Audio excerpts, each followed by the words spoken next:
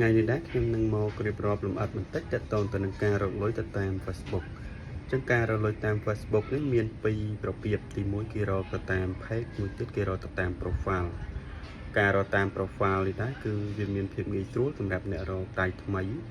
ចឹងគឺងាយស្រួលត្រង់ថាប្រៀបដូចជាការលេងប្រចាំថ្ងៃរបស់គាត់ចឹងគ្រាន់តែគាត់ត្រូវការផុសនៅវីដេអូមួយចំនួនដែលគោរពទៅតាមគោលការណ៍ហើយវាដូចជាការដែលយើងលេងប្រចាំថ្ងៃធម្មតាដែរចឹងតែសម្រាប់អ្នកដែលគេដៃចាស់ហើយគេអាចប្រើការរកលុយទៅតាម page វិញគេអាចកាន់ page ម្ដង5ម្ដង10ឬក៏លើសហ្នឹងអញ្ចឹងទៅចឹងសម្រាប់ដៃចាស់គឺគេអាចធ្វើបានច្រើនហើយគេធ្វើទៅលើ page ចឹងណាសម្រាប់អ្នកដៃថ្មីវិញយើងធ្វើតាមវីដេអូយើងផ្ទាល់ខ្លួនទៅយើងធ្វើទៅតាម profile ទៅគឺវាងាយស្រួលនៅក្នុងការដែលយើងប្រើប្រចាំថ្ងៃផងក៏ងាយស្រួលនៅក្នុងការទទួលបាន 2CM ផងដែរចឹងសម្រាប់មនុស្សមួយចំនួនឬក៏បងប្អូនមួយចំនួនទៅបានលេង Facebook ហ្នឹងពេលខ្លះក៏អត់ស្គាល់ថាអ្វីទៅជា 2CM ហ្នឹងទេ 2CM ហ្នឹងគឺសំដៅទៅលើ content monetization គឺជាកលឹះមួយសម្រាប់ការដែលយើងបើកក្នុងការរកលុយជាមួយ Facebook ចឹងដើម្បីទទួលបានកលឹះមួយហ្នឹងគឺយើងត្រូវតែធ្វើយ៉ាងណាគឺយើងបង្កើតវីដេអូផ្ទាល់ខ្លួនមានអ្នក view ច្រើនមាន follower ច្រើនមាន interaction ទៅតទៅនឹង like comment reply comment ផ្សេងហ្នឹងតើយើងធ្វើវាយូរហើយយើងបំពេញនៅ interact form ទៀតទៅ Facebook ហ្នឹងវាអាចទម្លាក់នៅ 2CM នឹងឲ្យយើងបន្ទាប់ពីយើងទទួលបាន 2CM ហើយទើបយើងអាច activate វាដើម្បីយើងធ្វើការរកលុយយើង activate វាបានហើយយើងត្រូវ set up payout set up ទៅទៀតចឹងការតាក់ទង set up payout ដែរយើង set up payout ស្រុកខ្មែរមកជា admin របស់យើងផ្ទាល់ខ្លួនឯងណាយើងអត់ចាំបាច់ជួលគេកាន់នៅក្រៅប្រទេសហើយណាវិញឆ្ងាយទេមិនចាំបាច់តា VPN អីទេហើយចំពោះការធ្វើវីដេអូផ្សេងយើងគួរតែធ្វើជា original របស់ខ្លួនឯងដែលយើងផលិតមកខ្លួនឯងជៀសវាងកុំយករបស់គេមកកាត់តឬក៏យកមក repost ឡើងវិញព្រោះយើងផុសទៅគឺវាជាន់ copyright ពេលខ្លះយើងផុសបានក៏តែដូចជាការរកលុយឲ្យគេចឹងពេលយើងជាយើងធ្វើជារបស់ខ្លួនឯងវិញដើម្បីយើងផុសទៅក៏វាទទួលបានតែលទ្ធផលមកជារបស់យើងហើយក៏ជៀសវាងកុំចាក់ view ចាក់ follower អីតាមគេដែលថាគេដៃចាស់ហើយគេធ្វើវាអត់បញ្ហាទេដល់អ្នកយើងដៃថ្មីយើងធ្វើតាមគេគឺហានិភ័យច្រើនណាយើងធ្វើតាមមិនស្រួលប្រភេទនេះដាច់ account បាត់ហើយចឹងយើងកុំព្យាយាមធ្វើតាមគេដៃចាស់យើងព្យាយាមធ្វើអ្វីដែលយើងអាចធ្វើទៅបាននៅបច្ចុប្បន្នរបស់យើងព្យាយាមរំតិចរហូតដល់វាធ្លាក់ធូរមកហើយចំពោះ page ឬក៏ចំពោះ profile ដែលយើងមិនទាន់បើកកន្លែង follower ទេយើងគួរតែបើកដាក់កន្លែង professional dashboard ទៅដើម្បីឲ្យគេងាយស្រួល follower យើងអញ្ចឹងចំពោះ profile វិញបើសិនជាយើងអត់បើកវាទេវាអត់ទាន់អាចបើកកន្លែងរកលុយទេចឹងយើងចាប់តាមចូល setting វាបើកមកបន្ទាប់មកយើងចាប់ផ្ដើមទៅរកគ្រប់ព្រោះអីណាដែលគេធ្វើផ្នែកមាតិកាដែរតែដើម្បីងាយស្រួលយើងរក follower ចឹងទៅហើយតបទៅយើងព្យាយាមផុសវាមួយថ្ងៃ2 3វីដេអូរហូតចឹងណាដើម្បីទទួលបាន 2CM ចំពោះបទពិសោធន៍របស់ខ្ញុំដែរខ្ញុំធ្វើវីដេអូតែប្រហែលប្រហែលជា20ថ្ងៃជាងទេខ្ញុំទទួលបាន 2CM ហើយចំពោះវីដេអូដែរអត់មានវីដេអូច្រើនទេសម្រាប់របស់ខ្ញុំអ្នកនរគ្នាអាចចូលមក profile ខ្ញុំបានចូលទៅកាន់កន្លែង reel ហើយ scroll ទៅក្រោមទៅឃើញហើយវីដេអូសាមញ្ញទេក៏តែដោយសារយើងធ្វើវីដេអូផ្ទាល់ខ្លួនឯងចឹងទៅក៏វាធ្លាក់ 2CM មកយើងចូលចំពោះមាតិកាវិញយើងអាចជៀសវាងកុំធ្វើច្រើនមុខពេកយើងធ្វើទៅមួយមុខពីរមុខទៅឬបើសិនជាអាចធ្វើទៅមួយមុខក៏ច្បាស់ទៅគឺវានឹងធ្លាក់មកងាយនឹងធ្លាក់មកតំណងហើយបើសិនជាយើងអត់ព្យាយាមធ្វើឲ្យបាន 2CM ទេទោះបីយើងលេងយ៉ាងណាវាបានតែ view បានអីប៉ុណ្ណឹងទេវាមិនមែនកន្លែងរកលុយទេហើយចំណុចក្នុងការរកលុយនេះវាមានដូចជា star វាមានដូចជា subscription មានដូចជា affiliate មានអីចឹងទៅតែចំណុចដែលសំខាន់ជាងគេគឺ content monetization ឬក៏គេហៅកាត់ថា 2CM យើងបានអាហ្នឹងមកទើបយើងទទួលបានការរកលុយ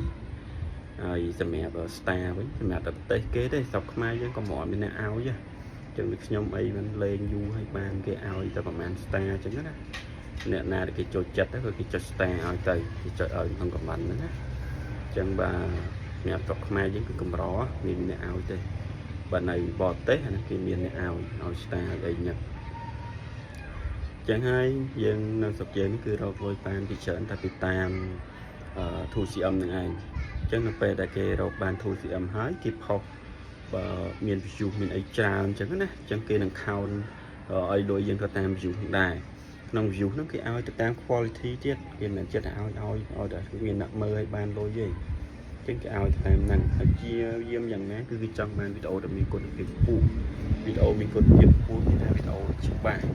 បាទច្បាស់ស្អាតហើយថតនឹងនេះចឹងជាមានថតមកអត់នឹងហើយវីដេអូអត់ច្បាស់ហើយព្រើលព្រាកអញ្ចឹងទៅហើយនៅពេលដែលហ្នឹងទៅគឺគេនឹងទូទាត់គិតទៅតាម qualify របស់វីដេអូដែរអញ្ចឹងគេនឹង rate ឲ្យដំបូងឡើយអត់ទាំងបានមួយសេនផង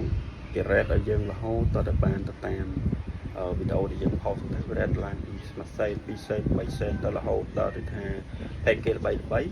គេ rate មកបានលុយខ្ពស់គេ view គេមកគេបានលុយច្រើនហើយអស់ពីនោះទៀតគេនៅបានលុយផ្សេងទៀតដូចជាលុយ extra ណាលុយទៀតគេនៅរកបានច្រើនណាអញ្ចឹងសម្រាប់អ្នកគេល្បីមកគឺគេរកលុយបានស្រួលទៅតាម Facebook តាមបណ្ដាញសង្គមផ្សេងទៀតតែសម្រាប់យើងដៃថ្មីដំបូងគឺវាពិបាកតិចមានថាដូចយើងចាប់ផ្ដើមពីចំណុច0ឡើងមកអញ្ចឹងណាវាអត់ងាយស្រួលទេចាប់ផ្ដើមពី0មកបាត់ដៃតេមកគេព្យាយាមលេងតង់តិចទៅហើយក៏កុំដាក់ចិត្តដាក់កាយលើវាទាំងស្រុងពេកចាត់ទុកថាវាកាយបែបលេងសាមញ្ញអញ្ចឹងណាព្រោះតែកាលណាយើងដាក់ចិត្តដាក់កាយពេកធ្វើហាត់បានខលនាំតែសេតខ្លួនឯងវិញអញ្ចឹងចាត់ទុកថាយើងលេង Facebook ចាស់គាត់ថាយើងព្យាយាមការកោការតិចត្រង់ដោយសារវាមានកោការតឹងរឹងជាងដែលយើងលេង account យើងធម្មតាវាតឹងរឹងគាត់ថាការផុសក៏អីវាមិនខានចង់បានវីដេអូយើងផ្ទាល់ខ្លួនអញ្ចឹងណាហើយសម្រាប់ការ share ការ interview ក៏មានលក្ខខណ្ឌលេខតិចតួចយ៉ាងដែរទៅតែអ្វីសំខាន់បំផុតគឺ original video តែម្ដងហើយ original video ក៏ដោយសំខាន់គេចង់ដឹងថាយើងធ្វើអីយើងចង់បង្ហាញពីអីបរៀនពីអីបញ្យល់ពីអីឬក៏មាតិកាហ្នឹងធ្វើពីអីខ្លះឲ្យច្បាស់អញ្ចឹងណាបើថាដើរលេងទៅដើរលេងទៅបើថាបរៀនវាដឹងបរៀនទៅបើថាជួយបង្ហាញអីបង្ហាញទៅប្រាប់ទៅណាចំសាត់អីទៅអាហ្នឹងវាធ្វើអញ្ចឹងទៅមកមុខពីមុខអីឲ្យច្បាស់ហ្នឹងទៅកុំថាថ្ងៃនេះធ្វើអានេះថ្ងៃនេះធ្វើអានោះធ្វើអានេះធ្វើនោះពាល់ពេញភូមិអញ្ចឹងណាហើយជិះយាមជិះវៀងមួយទៀតតាក់តងទៅនឹងខ្ញុំឃើញវីដេអូមួយចំនួនខ្លះមានទូដល់រាប់រយ K ក៏មានដែរតែអត់មានធ្លាក់ 2cm មកផ្សេងអីភាសាតែគាត់និយាយថាចំណុចផ្ទុះចំណុចអីផ្សេងអញ្ចឹងណាថាអូរីកហើយផ្ទុះហើយអញ្ចឹងទៅតែហេតុអត់បានធូរមកភាសាតែវីដេអូនោះវាអត់មានតម្លៃអញ្ចឹងនិយាយថាវីដេអូនោះវាអត់មានអត្ថប្រយោជន៍អីដល់អ្នកមើលទេអញ្ចឹងវីដេអូដែលញ៉ឺនឹងធ្លាក់ធូរនឹងញ៉ឺនឹងរកលុយតែមាន qualify ហ្នឹងសំខាន់វីដេអូនោះវាមានអត្ថប្រយោជន៍ដល់អ្នកមើលអត់បាទវាជះឥទ្ធិពលល្អដល់អ្នកមើលអត់បើមិនវីដេអូនោះជះឥទ្ធិពលមិនល្អដល់អ្នកមើលទៀតក៏អត់បានន័យដែរហើយកុំយកតាក់ទងទៅនឹងវីដេអូតាក់ទងជាមួយសង្គ្រាមជាមួយនឹងផ្នែកទាហានផ្នែកអីមកគឺក៏វាអត់ support ទៅជើងដែរតាក់ទងសង្គ្រាមតាក់ទងនឹងអសន្តិសុខអីគឺអត់បានទេវាអត់ចំគោលការណ៍វាណាចំពោះអ្នកខ្លះឃើញគេធ្វើ content តាក់ទងពីនឹងដែរឃើញថាអ្នកខ្លះក៏ឃើញថាអត់អីវាអត់អីតែអត់តន់អីទៅពេលវាអីហើយវាអូឌីតតែម្ដងអីហើយគឺទៅតិចដាច់អស់អញ្ចឹងយើងកុំធ្វើចំណុចណាដែល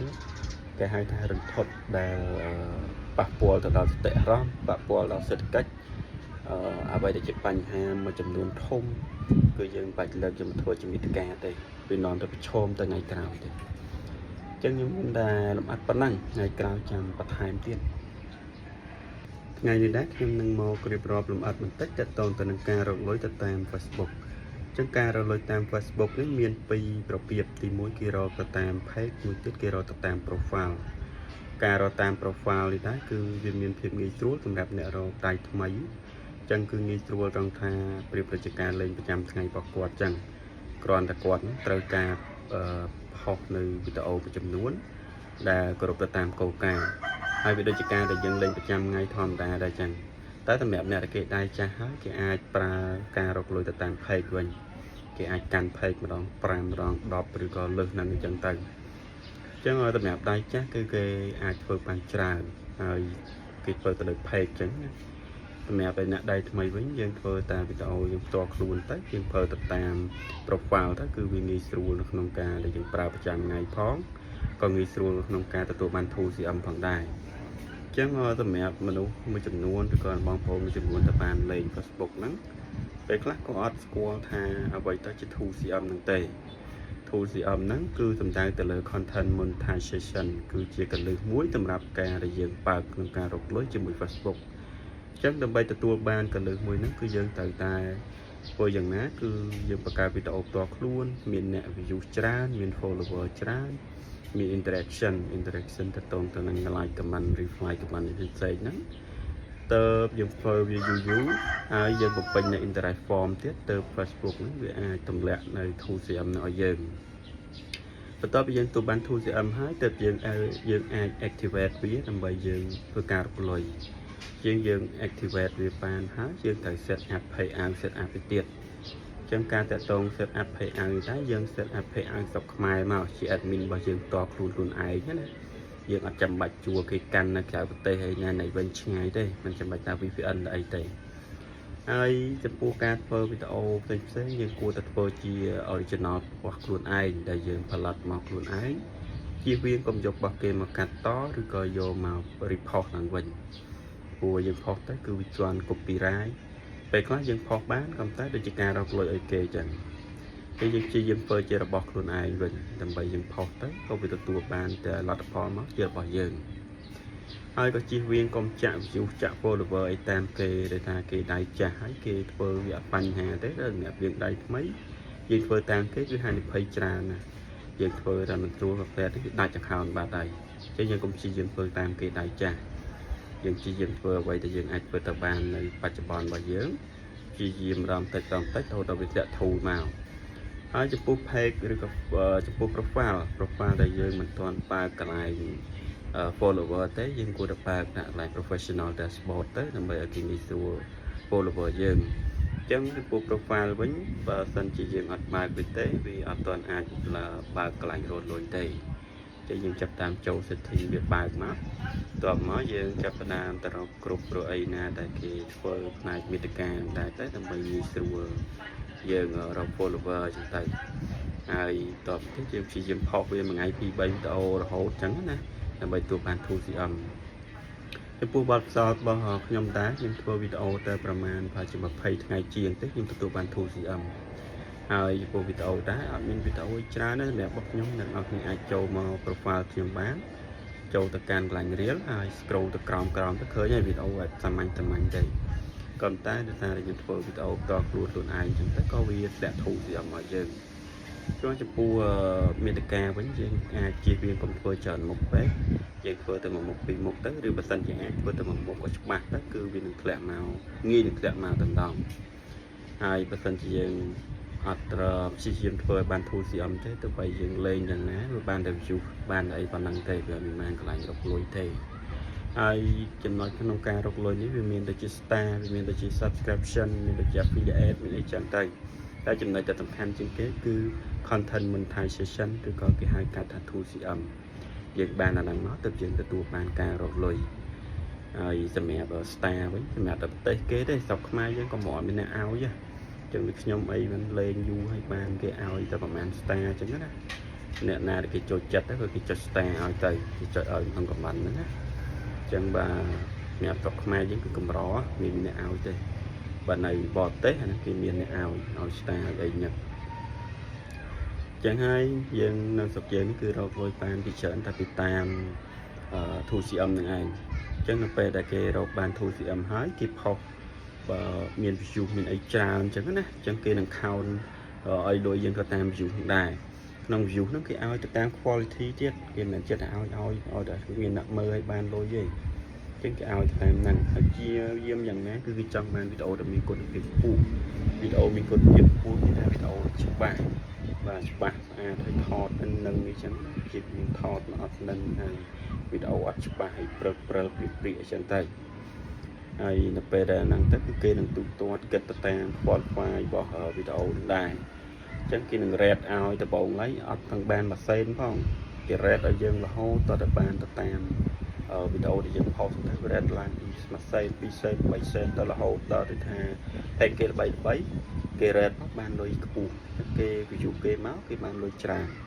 ហើយអស់ពីនោះទៀតគេនៅបានលុយផ្សេងទៀតដូចជាលុយ extra ណាលុយទៀតគេនៅរកបានច្រើនណាអញ្ចឹងសម្រាប់អ្នកគេល្បីមកគឺគេរកលុយបានស្រួលទៅតាម Facebook តាមបណ្ដាញសង្គមផ្សេងទៀតតែសម្រាប់យើងដៃថ្មីដំបូងគឺវាពិបាកតិចមានថាដូចយើងចាប់ផ្ដើមពីចំណុច0ឡើងមកអញ្ចឹងណាវាអត់ងាយស្រួលទេចាប់ផ្ដើមពី0មកបាត់ដៃតេមកគេព្យាយាមលេងវាលេងតតិចទៅហើយក៏កុំតាក់ចិត្តតាក់កាយលើវាទាំងស្រុងពេកចាត់ទុកថាវាការបែបលេងតាមអញ្ចឹងណាព្រោះតែកាលណាយើងដាក់ចិត្តតាក់កាយពេកធ្វើហាត់បានផលនាំតែសេតខ្លួនឯងវិញអញ្ចឹងចាត់ទុកថាយើងលេង Facebook ចាស់គាត់ថាយើងព្យាយាមការកោការតិចត្រង់ដោយសារវាមានកោកាយតឹងរឹងជាងដែលយើងលេង account យើងធម្មតាវាតឹងរឹងគាត់ថាការផុសតែអីវាមិនខានចង់បានវីដេអូយើងផ្ទាល់ខ្លួនអញ្ចឹងណាហើយសម្រាប់ការ share ការ interview ក៏មានលក្ខខណ្ឌនៃតិចតួចយ៉ាងដែរទៅតែអ្វីសំខាន់បំផុតគឺ original video តែម្ដងហើយ original video ក៏ដោយសំខាន់គេចង់ដឹងថាយើងធ្វើអីយើងចង់បង្ហាញពីអីបរៀនពីអីបញ្យល់ពីអីឬក៏មាតិកាហ្នឹងធ្វើពីអីខ្លះឲ្យច្បាស់អញ្ចឹងណាបើថាដើរលេងទៅដើរលេងទៅបើថាបរៀនវាដឹងបរៀនទៅបើថាជួយបង្ហាញអីបង្ហាញទៅប្រាប់ទៅណាចំសัตว์អីទៅអាហ្នឹងវាធ្វើអញ្ចឹងទៅមួយមុខពីរមុខអីឲ្យច្បាស់ហ្នឹងទៅកុំថាថ្ងៃនេះធ្វើអានេះថ្ងៃនេះធ្វើអានោះធ្វើអានេះធ្វើនោះពាល់ពេញភូមិអញ្ចឹងណាហើយជិះយាមជិះវៀងមួយទៀតតាក់តងទៅនឹងខ្ញុំឃើញវីដេអូមួយចំនួនខ្លះមានផ្ទុះដល់រាប់រយ K ក៏មានដែរតែអត់មានធ្លាក់ធូរ CM មកផ្សាយដោយសារតែគាត់និយាយថាចំណុចផ្ទុះចំណុចអីផ្សេងអញ្ចឹងណាគាត់ថាអូរីកហើយផ្ទុះហើយអញ្ចឹងទៅតែហេតុអត់បានធូរមកដោយសារតែវីដេអូនោះវាអត់មានតម្លៃចឹងនិយាយថាវីដេអូនោះវាអត់មានអត្ថប្រយោជន៍អីដល់អ្នកមើលទេ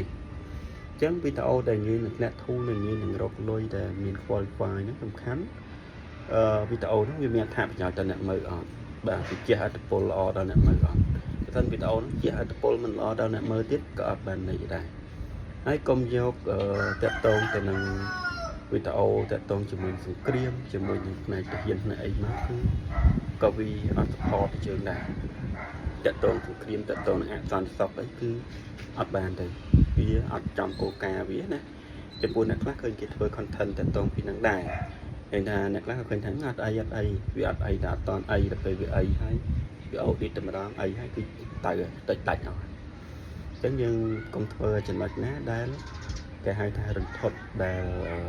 ប៉ះពាល់ទៅដល់សតិអារម្មណ៍ប៉ះពាល់ដល់សេដ្ឋកិច្ចអ្វីដែលជាបញ្ហាមួយចំនួនធំគឺយើងបាច់លើកយកមកធ្វើជាមាតិកាទេវានាំទៅប្រឈមទៅថ្ងៃក្រោយទេអញ្ចឹងខ្ញុំមានតែលំអិតប៉ុណ្ណឹងថ្ងៃក្រោយចាំបន្ថែមទៀត